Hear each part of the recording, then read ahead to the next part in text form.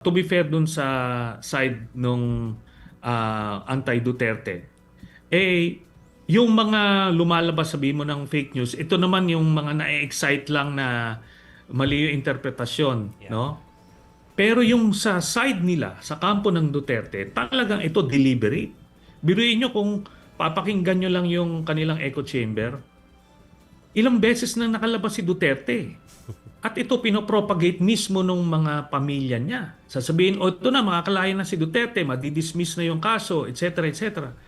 Ang dami na paulit-ulit ng ganun. Pero ito naman yung mga supporters nila, eh kahit na paulit-ulit silang pinaglololoko, eh ano pa rin, parang mesmerized pa rin sila dun sa, or hypnotized ang status nila, no? Kasi parang kulto na eh. Kahit na ilang beses paglulukuhin, okay pa rin sa kanila. Tuloy-tuloy lang, papaniwalaan pa rin nila.